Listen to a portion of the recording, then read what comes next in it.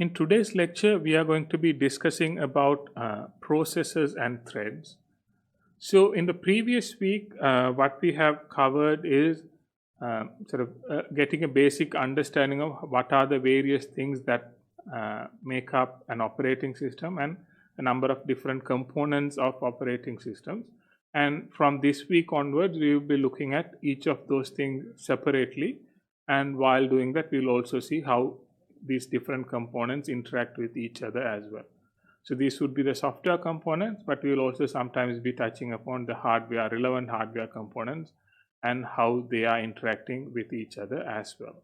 So that would be how the structure of the lessons would be. And in that order, today we will be covering processes and threads. So processes are what in any sort of computing environment are the basic computational unit or like basic program that is running in a computer. That is what we would identify as a process. So that is the level of abstraction that we would like to have in a computer, in a computing environment. And in that, a process is basically the lowest level or the lowest unit of a program that is running in that computing environment. So with processes, we would try to do a number of things in this computing environment. So processes are basically a program that is running, and by having that each of these programs running as a process, a separate process, we are also additionally able to have the possibility of running multiple programs in a computer at the same time. So if we have a single program running on a computer and that's the only thing that we can do, then there's no separation in that program with another program. So we'll have to remove that program before we are able to run a new program on that hardware. Whereas if we use the concept of a process, that means we are able to have multiple processes in parallel in a computer, and that also will help us to have what is called pseudo parallelism, or running multiple programs in parallel. In what we call the multi-programming computers or multi-programming systems, so these are basically the type of computers that you would be familiar with. So these are the type of computers that we all use, or the standard computers that you may be using now or that I am using now. So these are the type of computers that we identify as multi-programming computers. So these computers are able to run multiple programs at the same time. So you can run, say, even in this case, I am running Microsoft PowerPoint to do this presentation, but then I'm also running a Zoom meeting to run this presentation through an online medium. Whereas you may be watching this lesson through a Zoom meeting client, and also you may be having the presentation slides open in a different program. So in these circumstances, we are running multiple programs at the same time, and the ability to do that is what we call as a multi-programming system.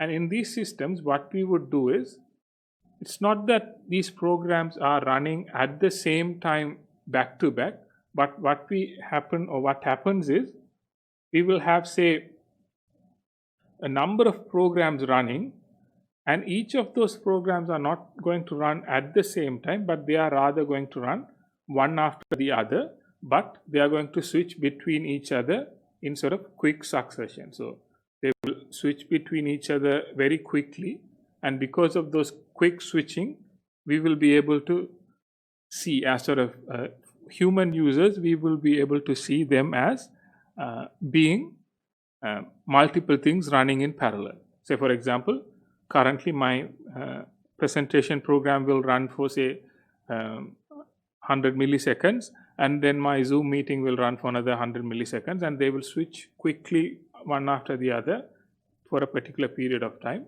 And by doing that, I will be able to see these things running in parallel at the same time, even though they are not technically running at the same time in the same processor. So that is the very basic concept of a process. That is the very basic unit of a program that can run in a computer. We can also identify the difference between a process and a program. So for example, you have a process. So let's again take the example of PowerPoint that I am running, or the presentation slides that you have opened. So that is a process that is currently active that we are using in that computing environment. So that is a process that we have. Say this is the process that we have. That is PowerPoint that I am running here. But as for the program, it is the executable file that is saved in the disk of the computer that we are talking about. In this case, an exe file. Such an executable file that is saved in the computer is what we would identify as the program. So the main difference is program is the code that is being stored in the disk of the computer, and process is an instance of the program. When you open the program, it becomes a process and runs, and when you close that process will end, and that is the end of the process. So programs are more sort of permanent, and processes are more temporary. So programs will be there in our computer permanently. They will be stored there permanently, whereas processes are an instance where we are using that program. An easy example to see would be a difference between a recipe. Say for example, if you have a recipe to make a particular curry, so that recipe is like the program. Then if you're actually doing the cooking, that is the process. You can have the same recipe and you can cook every day, but the everyday cooking is the process that you will do, and the recipe is like the program that you will have. So when we have processes in these computing environments, what we could identify is, we could identify them as through what is called a process model. What is a process model is, we have already said that we will be able to run a number of different processes in the same time.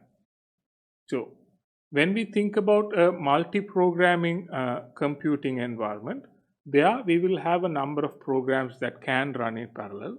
And when we run those programs in parallel at the same time, then we are having multiple processes in parallel.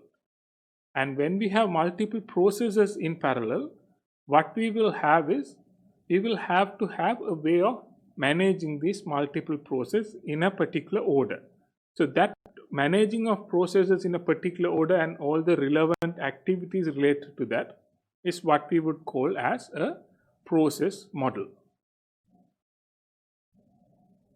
So in such a process model, what we would have is, we would have, say, these processes running in parallel. So that is the first concept that we will have. Then we will have a particular mechanism of switching between different processes after a particular point in time. So we will be able to switch between these different processes after a particular time, and we would prefer to do that in a fast manner. So we would call that rapid switching. So when we say rapid switching, we are switching between these various processes in a fast speed. So that activity, the whole action of doing that, is what we would call multi-programming. And the way how the operating system is going to manage this multi-programming along with these sequential processes is what we would identify as a process model. So here in this diagram, what you can see is three different possible scenarios. For each process that is running, one thing that we need to have is, say we have a P1, P2, P3 and P4. If we have four different processes that are running, we should be able to somehow go between each other and then come back and continue like that cycle. So to do that, what we will have is, we will have a way of switching between them in a particular manner. So there are a couple of ways that we can do. That is having a single program counter. So that means all the programs will report their current state to a single program counter, and that information will be available to different processes to share. Or we can have separate program counters. They can be used independently when they are run. And in either case, what we would have is, when we think about what program is running at a particular point in time, at a particular point in time, we will only have, say, process A is running. Then after a while, process B will be running. Then a little after a while, process C will be running. Then maybe process D will be running. Then maybe we will come back to process A. So we will have this sequence of processes. We will have this number of processes one after the other, and they are going to run sequentially one after the other. So that's how we will be able to organize them in this situation. So we identified that a program is just an instance of the code that is there, that is stored in the disks of a computer. So a process is that program being run, an instance of that program being run in the computer. That is the process. So for that to happen, for the code that is stored in the computer to actively run on the computer, it has to somehow being initiated. It has to somehow being started. So this process creation is about how these programs are starting to come into the computing environment. And we normally identify 4 main ways processes can be created. So 4 main events that can happen in the computer that can lead to new processes being created. The first way a process can be created is system initialization. So when we say system initialization, what we mean by that is we are starting a computing system. So when you switch on, once the Windows process is initiated, the Windows computer is switched on, it is somehow going to start some process, some base process related to that operating system. So that is like the switching on of the computer is the one that is creating that particular process. So you switch on the computer, and then that is leading to a new process being created. First one is when the computer is switched on, the system is initialized, and at that point a process is created. So that will be the base process for that operating system. Then a process that is already running can create another process.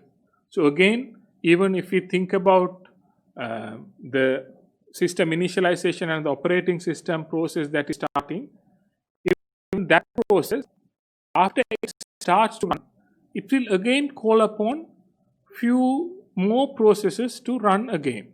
So for example, you start Windows, the Windows main process starts up, but then after a while, what is going to happen is it is also going to start other processes, like say networking processes, an antivirus maybe. So all these other things are created or initiated by another process, which is the first process. So system starting can create, and then running process can open or create another process. The third one is when we create a process because we want to use it. Say for example, once the computer is switched on, you go in, you click on an icon and say I want to open the browser, I want to open Word or PowerPoint. So in all these cases, you are issuing a request for the computer to open a new process. So that is also creating a new process based on the user request. The fourth category is when we have a batch job. So batch jobs are basically a set of things that need to run one after the other, and they are grouped together as a batch, and these processes will be created by a batch system. So they can be created one after the other, and the batch system will create a process for each of those, and at the end of that process, that will terminate and create the next process. So that is a group of processes created one after the other, and once they are terminated, it goes to the next one. So that is a process being created by a batch job. So those are the main sort of 4 ways process can be created in a computing environment. So the common thing that you would be able to identify with these things is all these processes, maybe except for the case of system initialization, they will be created still by another process that is running on the computer. So system initialization may be started by the hardware sort of boot device, and the boot code is leading to that process to be initialized. Then after that, that system process is either creating some more processes, or you are initiating a process, but you would initiate it through another process. So either you will have to give the command through a command line, which is a process, or you click on some icons, which is a window manager, which is a process. So anyway, in all other cases, a process will always be created by another process. But the 4 main categories of process creation are system initialization by a running process, a request from the user, or through a batch job. When there is a start, there should also be an end. So if a process is created, it would eventually be terminated as well. So again, when we think about events that can cause process termination, so again we can identify 4 types of events that can lead to process termination. So the first one is what we call as a normal exit. You have a program, and that program has to do certain things, and once all those things are completed successfully, that program can now terminate. So that is a normal exit. On the other hand, you can have a program. Again, there are instructions. You are going through those instructions, but you encounter certain errors, and you are no longer able to continue with that program. So there are some errors, and you are no longer able to continue with that program. So now terminate. So that is what we call an error exit. Then, for example, we are again having another program.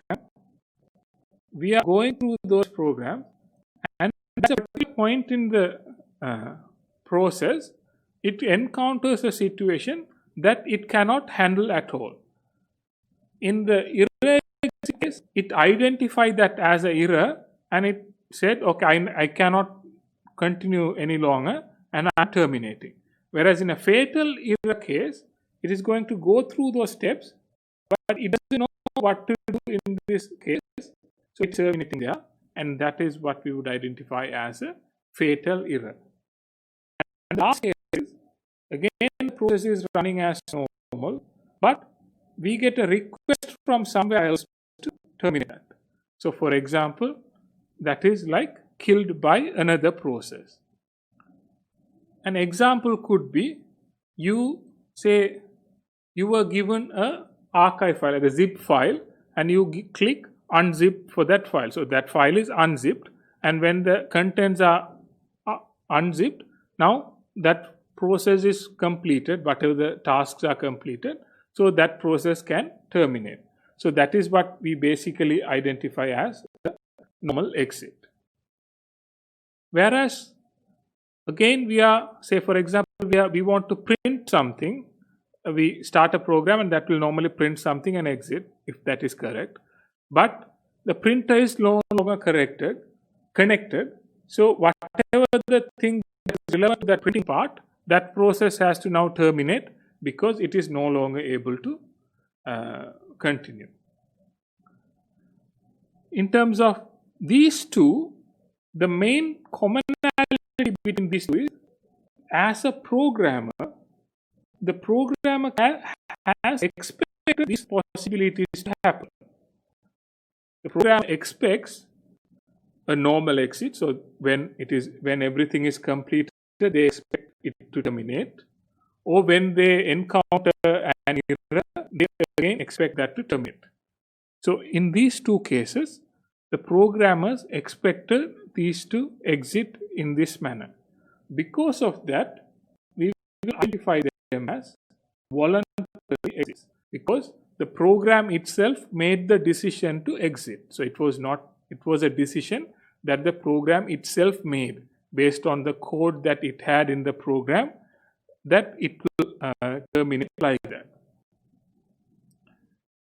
On the other hand, with fatal error, what happens with fatal error is, here the program doesn't know how to handle the situation. It doesn't know, it encounters a problem, but it doesn't have any code in the program to manage that situation. So even though the program is able to sort of see what's happening there, it doesn't have any code that is able to manage that, so it has to exit. Or in the case of being killed by the process, again, the program doesn't know whether it is being killed. So say a fatal error could be, again, as a programmer, they didn't manage a particular exception, so it is throwing an exception and it has to terminate. So it doesn't know, say, if a particular device is unplugged, the programmer hasn't written a way to manage that, so that terminates.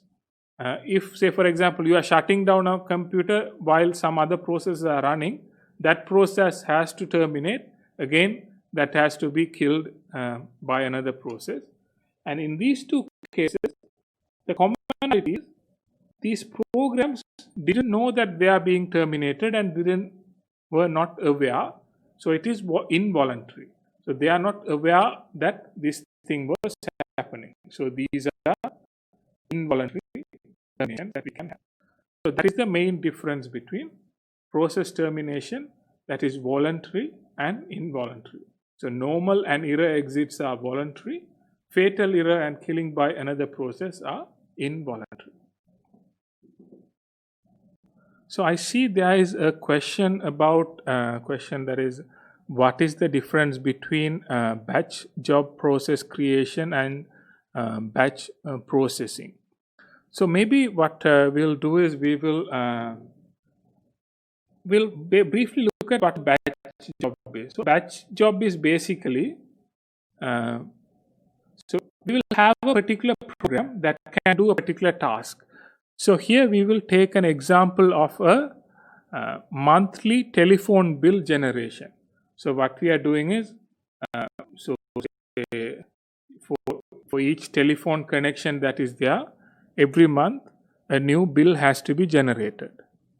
So how a bill can be generated? So it has to go to the relevant databases. It has to find, say, the call logs and so on, and do certain calculations and produce a document that is a PDF or a printed document or something. It has to produce that. So these tasks can be grouped into a single process. But this single process will have to be repeated to a large number of users. So say if the telecommunication company has, say, 1 million users, it has to generate 1 million bills.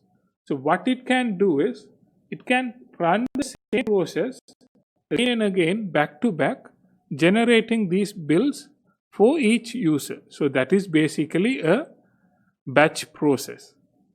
So in that batch processing, what is a batch process creation is basically, it will have a list of users that it has to create these bills to, and for each user it will run this program one after the other, and each of those instances will be completed one after the other. So that is basically the batch job creation. So within batch processing, the act of creating individual batch jobs is what we identify as batch job process creation.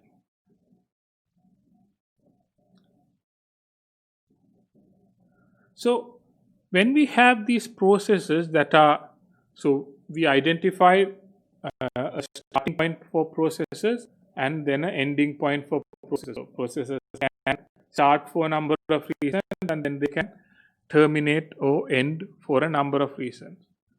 But in between starting and ending, then they will have to run.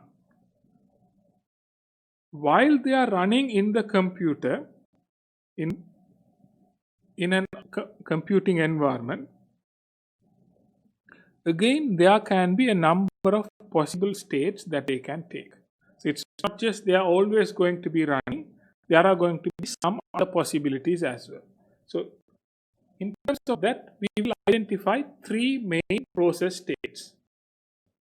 So the three states are: the process is running, so that is the standard. A process is running, that we will identify as a running state.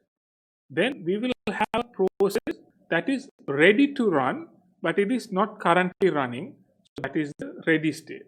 And then we will have what is called a block state. Here the process is no longer able to run for a particular reason. So these are the three states that are possible. In the running state, so that is basically the process that is being currently executed, so that is the running state. So there are no issues about that. So that is basically the active process that is currently running without any issues. But then, for example, a process that is currently running may be stopped for a number of reasons. Say, for example, we are currently printing a document and our process can only continue once the printing is completed. So in this case, what we will be doing, what the process will be doing is, it will have to wait and do nothing until the printing is completed. So in this case, what it will do is, it will go into what is called a block state. So it will go into a block state, so it is no longer able to run. So it can normally happen when it is waiting for an input.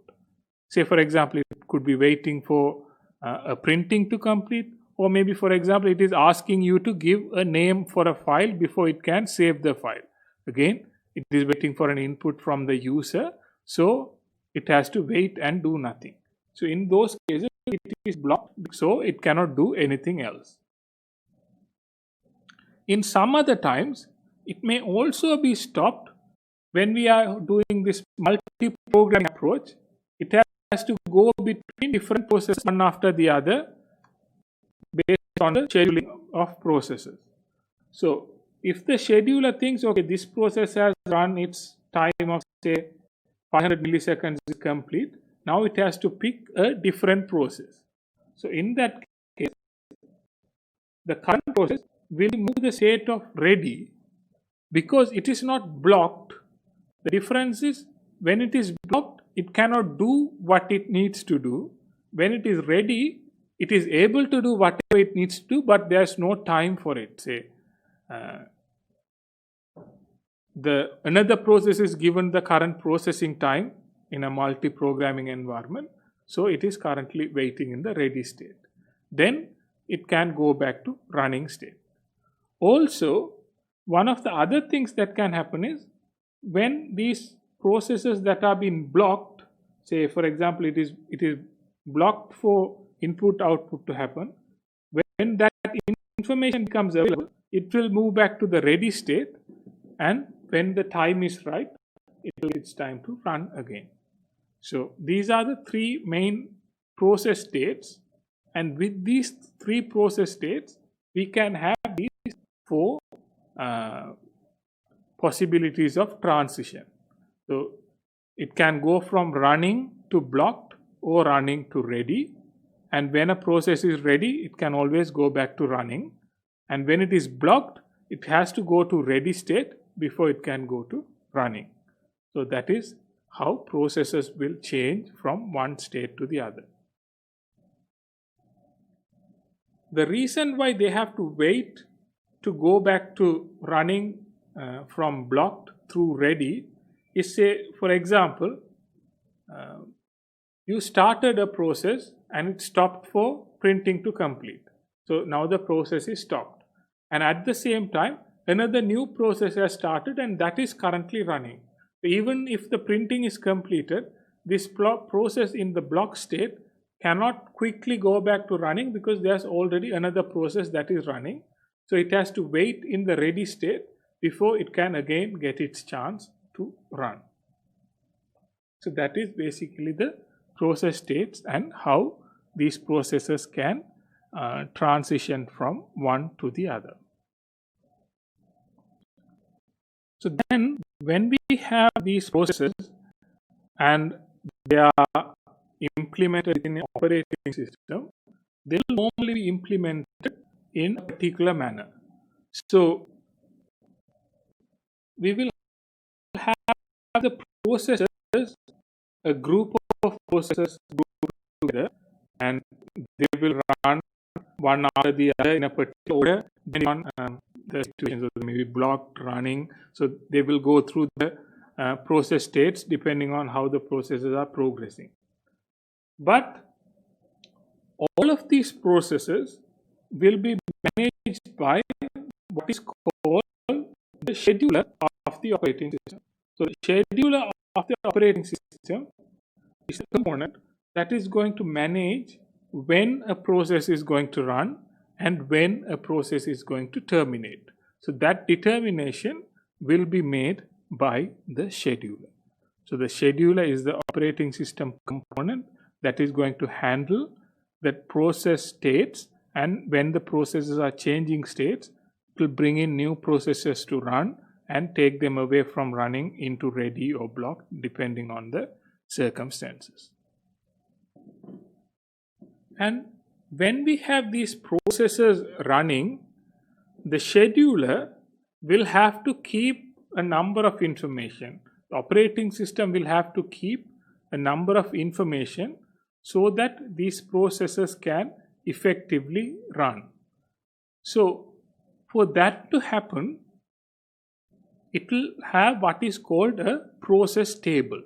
So a process table is basically a set of information that is there. So these are normally those information relevant to a particular process.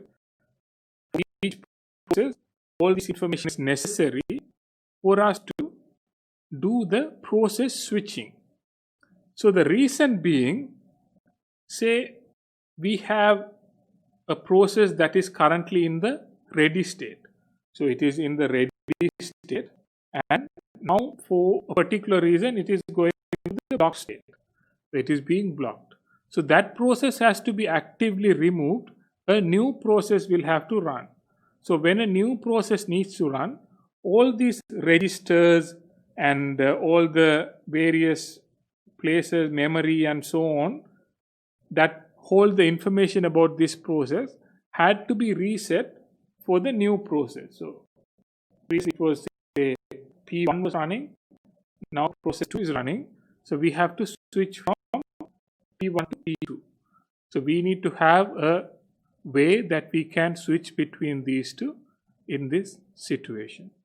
To do that, we need to save all this information so we can easily come back to this when the process is ready to run again.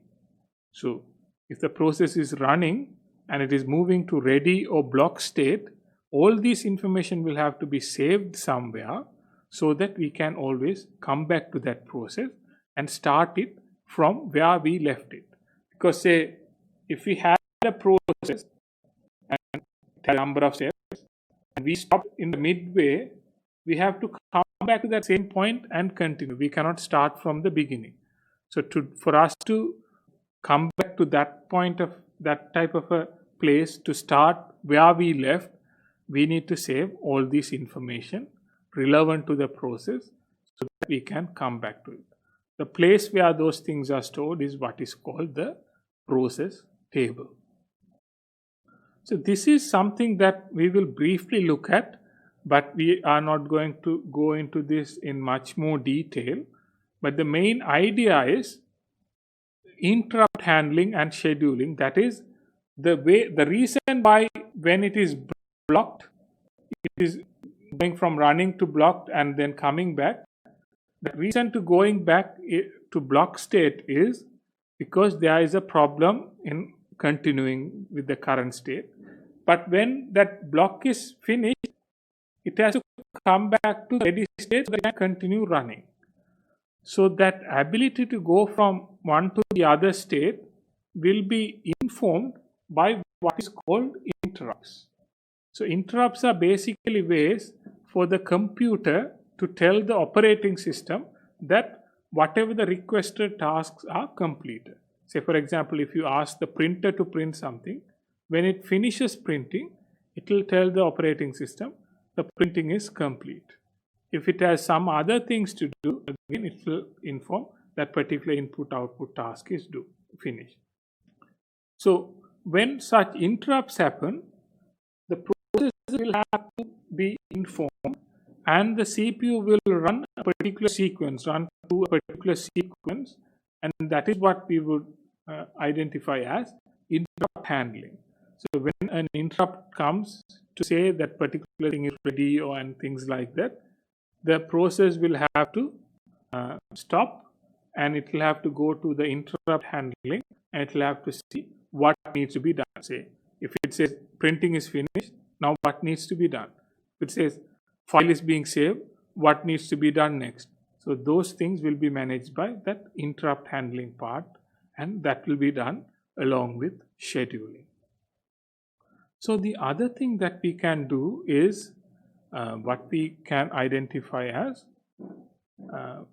how we can model this multi-programming comparing to the type of input-output activities that can happen in that particular process. So let's say we are having few different processes. There are some processes of their total running time. Say if they are running for a period of time, they are spending a particular period of time in the block state waiting for input-output to finish. They can wait say for 20% of the time, or they can wait for 80% of the time. If a process is only waiting 20% of the time for input-output, then if we have a number of processes, so if we have say 5 or 6 processes, we would always be able to fill this gap with a process that is available to us that we can run. But if processes are waiting 80% of the time, that means of the whole running time, a large period of time is being wasted for waiting. So in such a situation, what we will have is we will have say even if we have a number of processes that we can run in parallel, they are also currently in waiting period, so we may not be able to fully utilize the CPU. So we can have, when we say CPU utilization, what we mean is we want some process to run in our computer. So in that situation, what we can do is we can run another process when one process is blocked. But if all the processes are waiting for some other thing, then we may not have any process to run at a particular point in time. That time will be wasted. So even though multi-programming will help us improve CPU utilization, we should also have processes that are not very I/O dependent or input-output dependent, so that processing time is not wasted. So that is basically processes. So these are what we can identify as processes, and the basic idea behind these processes is they are able to manage the unit of programming within an operating system environment. After processes, what we have is what we call as threads. So threads are basically another concept that is related to processes. So when we think about a particular application, particular software program, we can see many of those typical programs will do a number of things at the same time. Say, let's take a simple example of a word processor, and a word processor will do, say, for example, it will let you type things, and in most sort of modern word processors will also do, say, spell checking or grammar checking. They will also do that in parallel. Then they may also do, say, auto saving and things like that also in parallel. So all these different activities will be happening at the same time or sort of in parallel. When we think about processes basically will have different memory spaces. So each process will have its own memory space and they will be separately managed. But in this situation, all these activities will happen across the same information. So if you are typing a document in Word, it needs to save the same Word document. It also needs to spell check the same document. So it cannot happen as multiple processes because it will not be easy to access that information that is stored in a memory location belonging to another process. So in this case, what we have is a way to sort of segment the programs, segment the processes into different activities and still run them in parallel but within the same process. So threads are basically sub units of processes, so to speak, and they can also run in parallel. So they may select activities of a particular program, but they can run in parallel and they will be managed similar to processes in many ways. But the main difference is because they exist within a process, they will be much lightweight and they will be much easier to create and destroy. So main advantage that we expect from here is this will allow these threads to share and overlap in terms of computing and IO activities. So they can work on the same data, they can work on the same files and so on. So that is the main advantage that we will be getting from using these threads. An example that we can see here is about, say, we have a web server. So you are browsing a web server, and for each of the requests that is being received from the network, it has to generate a new web page and need to send it back to the users. So whatever the requests that are coming, managing the request is one thing. Then getting files for that particular web page is one thing, and then even possibly sending that back outwards is something else. So what we can do is we can separate this process into two parts. One is what we call the dispatcher thread, and that will be responsible for receiving requests, and then we will have a worker thread, that is the one that will actually be generating or producing web pages depending on the content or request. So we can separate these two, so they can say, for example, the dispatcher thread can receive many requests and it can keep on waiting on them, and we can create a number of worker threads to manage each of the requests. Say, for example, for each request that is coming in, we can start a new thread and that thread can go and manage that particular request of web page. So this is similar to creating new processes in, say, for example, in a batch job, so to speak, but the difference would be it will be created within the confines of a process. So the creation doesn't have to do with a lot of information. Whereas a process, as you saw in the process table, it has to manage a lot of information. So this is just a basic outline of what such a multi-threaded web server would look like. So the dispatcher thread would receive the request and then it would just hand over the work to the worker thread, and the worker thread would do the actual work. So that is basically the way this would be working.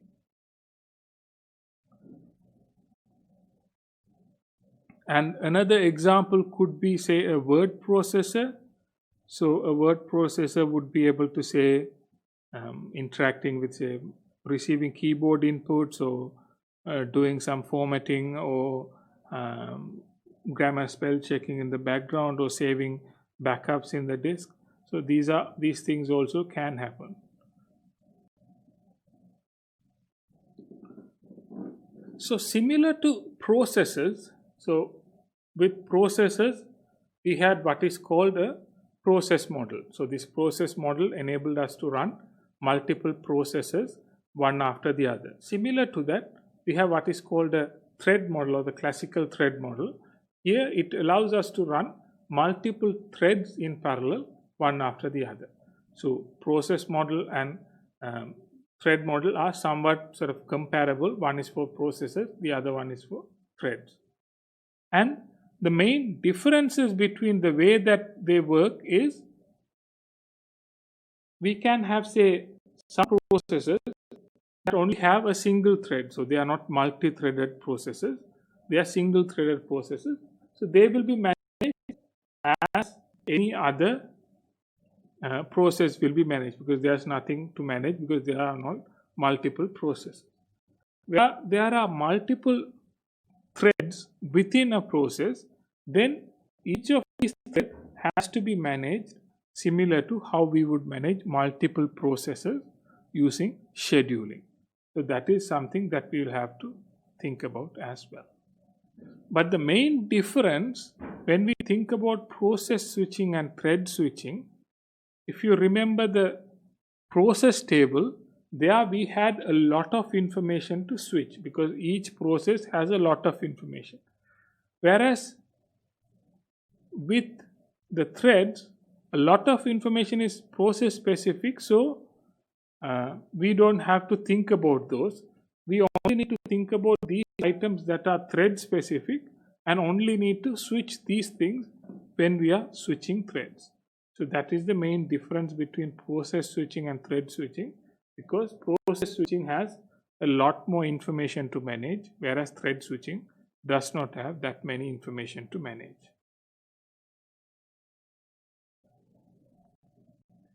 So between threads and processes, threads have a number of advantages over processes. One thing is, they are more responsive. So that is, we can divide the processes into multiple sub-threads, and we can finish off the activities that we can finish off, and then we can do the rest of the activities later on. So we can make the programs more quickly responsive.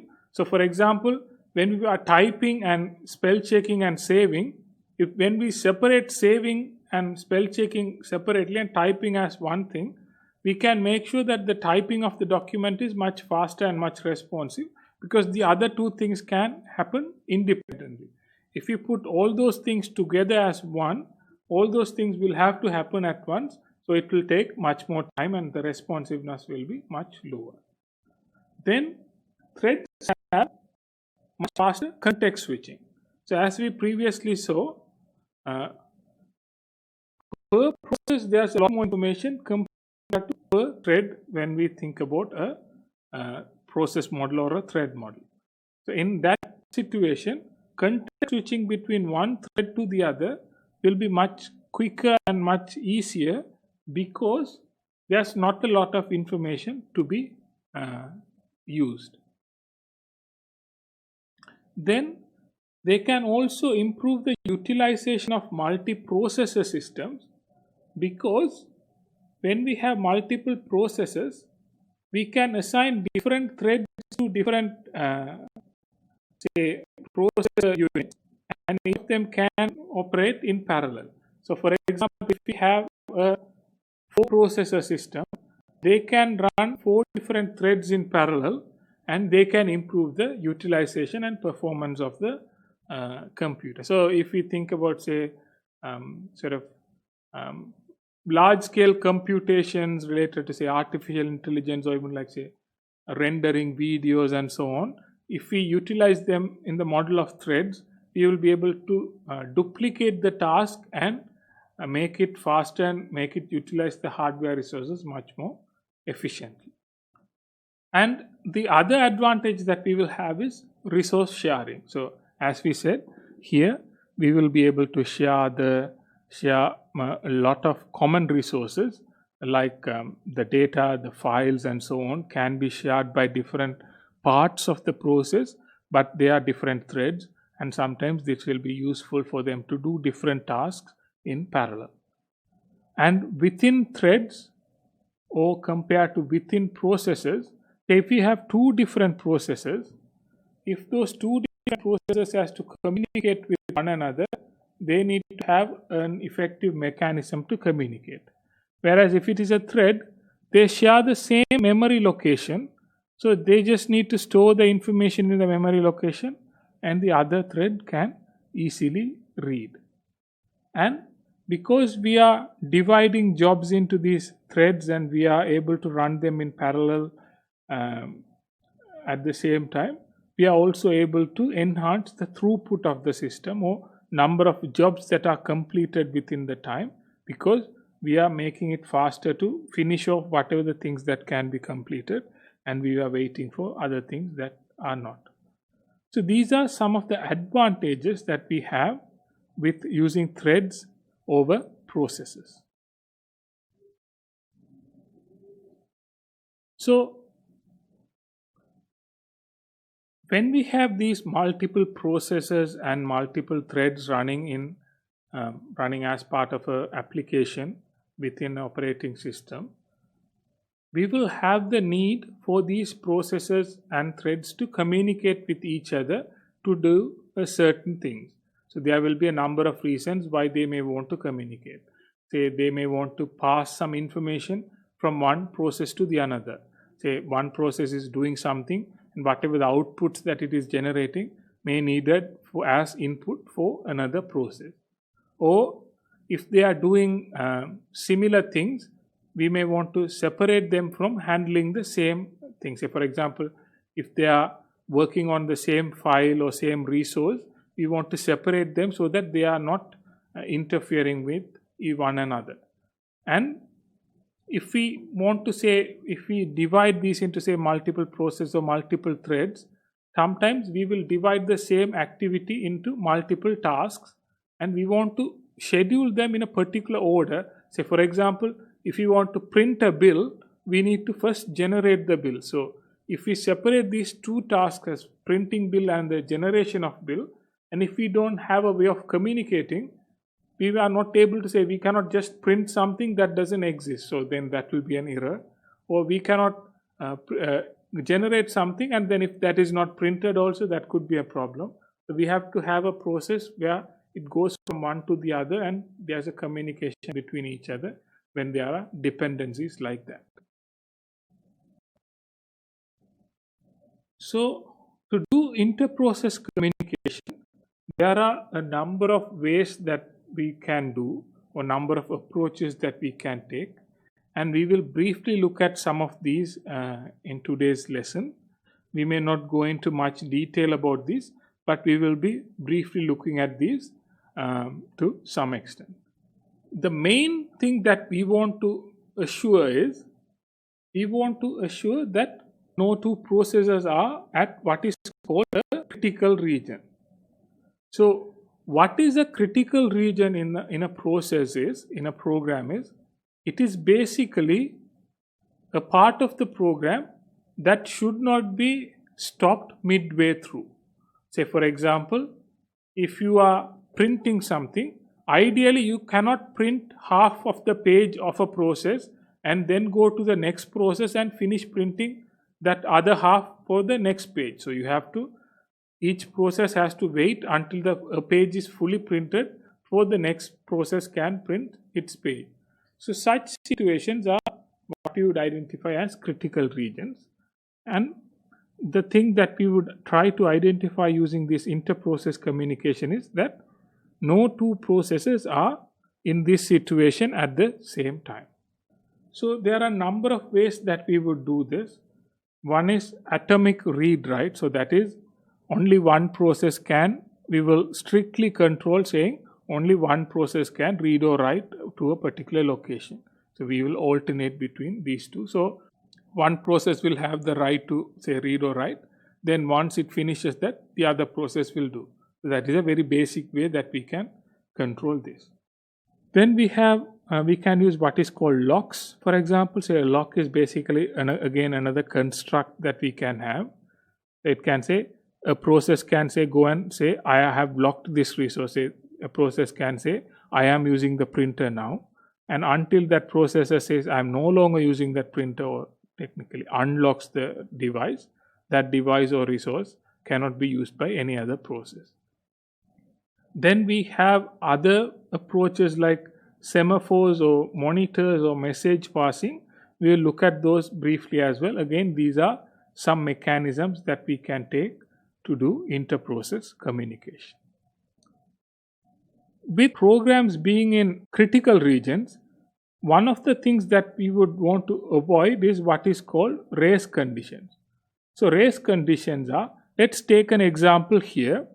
So this is basically like a shared resource where certain information can be stored. Let's say it's a memory location or a file saving location where a file can be stored. Say we have two processes, A and B. So now at a particular point in time, A wants to write a file. So A goes and check what is the next free space, and it identifies as 7. It identifies 7 is where it can store that file. But once it has identified that, its time is finished, so it is switching to process B. Now process B also needs to write a file, so it goes and checks what is the free space. It also identifies 7 is free because process A hasn't still written to that. So now when it's time for process A to write, it will go and write it in 7 because it has already identified that.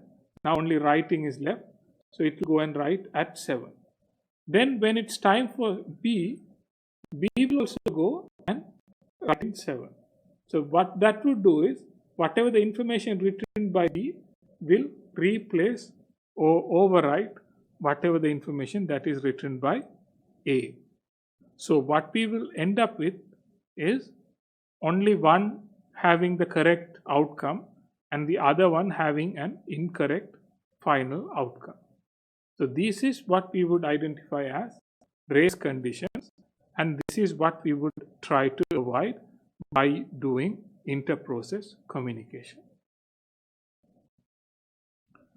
So to avoid race conditions, we would make sure certain conditions are met regarding these critical regions of processes. So we would make sure no two processes are in the critical region at the same time.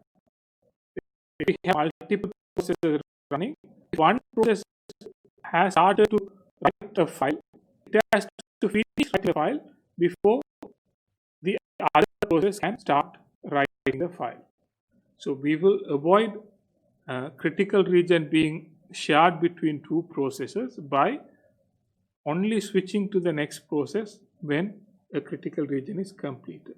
We will wait until that is finished and no two processes will have critical region. Second one is, we will not make any assumptions when we are doing programming in terms of the resources that there may be, speeds and so on.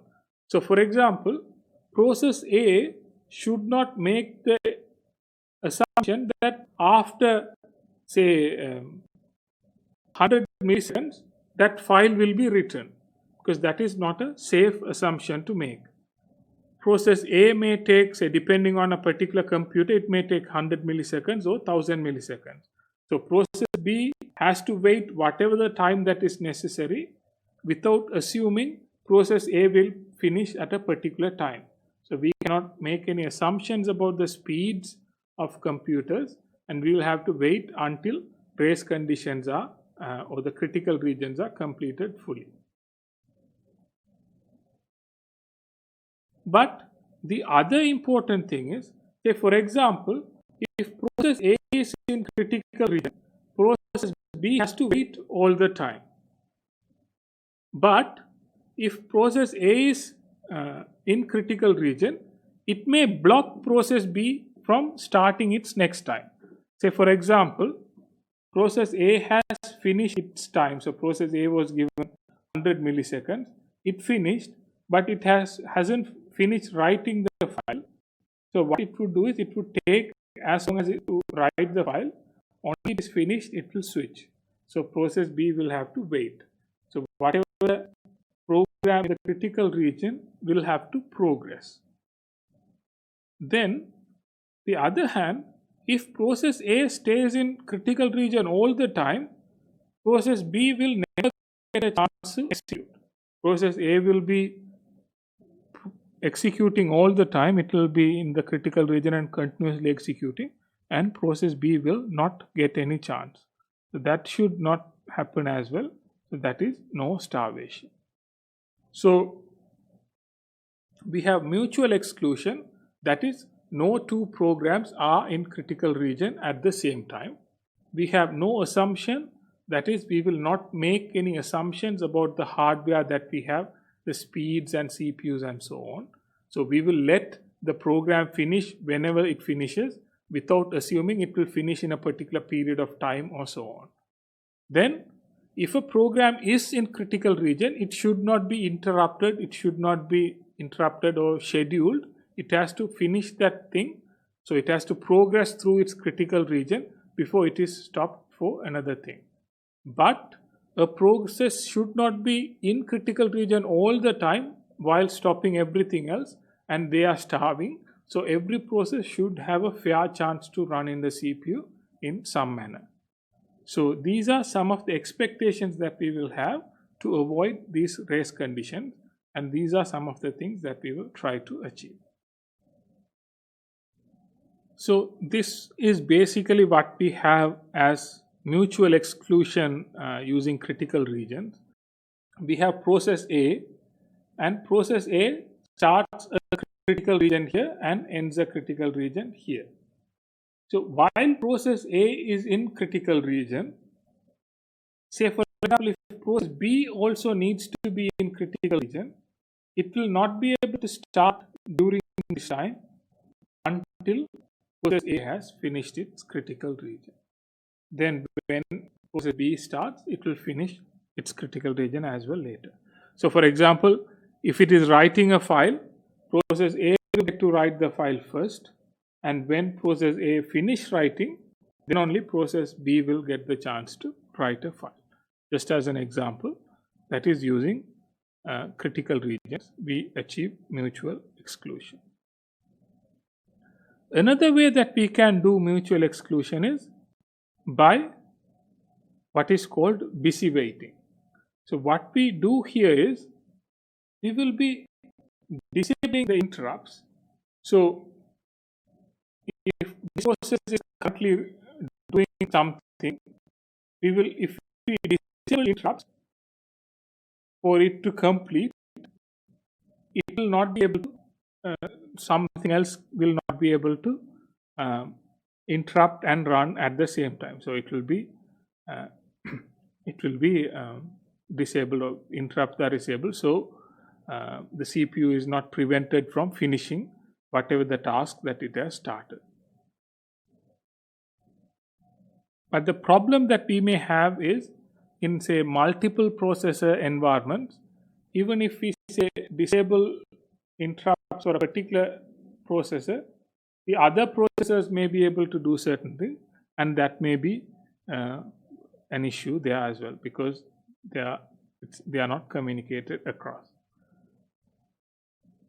And another approach that we can do is what is called lock variables. Again, here we will set a lock to say for a shared resource to say that is being used, and then only when it is ready we will be able to unlock.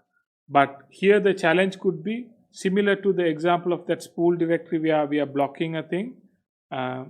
Here, this lock itself may be given to two different processes. So again, we need to have a way to manage that. Then we have few other approaches as well, like things like strict alteration or few other solutions, but this is not something that we are going to go into much more detail in this course, but it is something that you may be able to understand if needed. Then we have what is called semaphores. Again, this is covered as for you all to have a basic understanding, but we will not be going into much more detail. But what we have is we are achieving mutual exclusion for critical regions using what is called a semaphores data type. So it is a data type that is assigned to different processes, and depending on how those processes or how those signals are incremented or decremented, they will be able to operate at a particular point in time. So again, this is another concept in terms of inter-process communication, but we are not going to go into detail about how they function, but that is something that may be covered at a later stage. Then monitors are also another constructs that can be there, but these would be constructs belonging to certain programming languages. So monitors are again certain ways of managing if there are multiple threads within a process and so on. These monitors that are available, these are sort of structures that are available within processes that are created by a particular programming language, and they may be able to manage these mutual exclusions and avoiding critical regions. And one of the other common things that can happen between processes is they can also they can do is do message passing. So that is, they can send and receive between different processes. Again, that is a way of communicating. Say for example, providing input data, output data kind of a thing between processes is also possible. And this is commonly used in certain type of operating systems, certain type of operating environments where multiple sort of distributed environments, sort of parallel environments where multiple things may be happening, and the results and input may have to be sent back and forth between these different systems.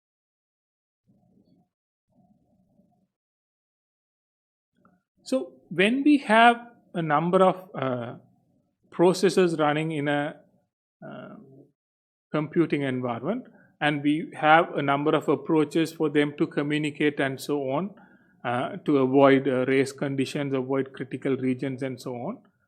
But we would have a number of common problems across when we are using multiple processes, or when we are running multiple processes, we will come across a number of problems sort of commonly.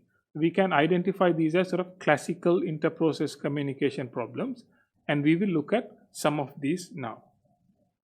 So the first one is what is called a producer-consumer problem. So the producer-consumer problem is in many ways the problem that we are facing now. So in this scenario, I am the lecturer.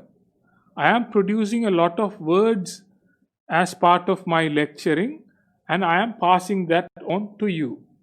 So I am the producer, I am producing at a particular rate. Then you as the students, you are receiving the information of the lecture through a communication medium, and at the end, depending on an afternoon time, you may be receiving the information at a particular pace. So say if I am producing say at the pace of say 100, you may be receiving information at the pace of 75.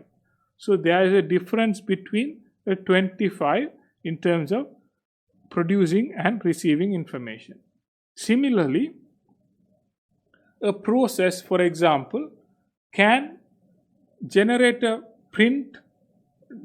document for printing at say 10 pages per second, whereas the actual printer can only print one page or like say 2 pages per minute. So here there's a big gap between what the program can produce as the documents to be printed and the consumer or the end product or the printer here printing those. So in that case, we may have to use what is called a buffer to store information in between the producer and the consumer. So that is the problem that we have, the producer consumer problem. That is, the producer is producing a lot of information and the consumer is not able to handle those fully. So we have to use a buffer in between. Additionally, we may have the problem that even the buffer can get full if the producer is producing even faster pace. So then the consumer may not be able to get any information out from there. So that is a producer-consumer problem. Then the second problem is what we have as dining philosopher's problem, or it is where we have shared resources. We have limited number of resources that needs to be shared among a number of users. So the dining philosopher's problem is, say there are 5 users, there are 5 chopsticks, and each user needs to have 2 views. For example, there are 5 processes, but there is only one printer. All of them want to print. So now how they can share that resource among themselves. So that is the dining philosopher's problem. This is about resource sharing. So producer-consumer problem is about the rate of processes generating information or processing compared to different processes. Dining philosopher's problem is about input-output devices or other shared resources and how they can be shared among multiple processes. Then we can also have another problem, what is called a readers-writers problem. So this is again when we have a shared database, for example, multiple people can read from that information at the same time, but they should not be able to write or modify that information at the same time. So that is also a problem that we may have to manage. So that's all that we will have to look at in terms of processes and threads in this lesson. Before we conclude the lesson today, so are there any questions?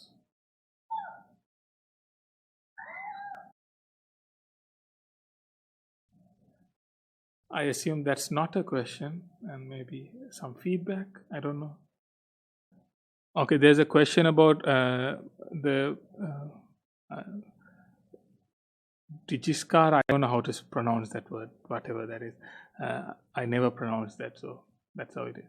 So the dining philosopher's problem and the Digiskara, the algorithm. So they are not. I mean, like the only commonalities between those two is that they are from the same person, same.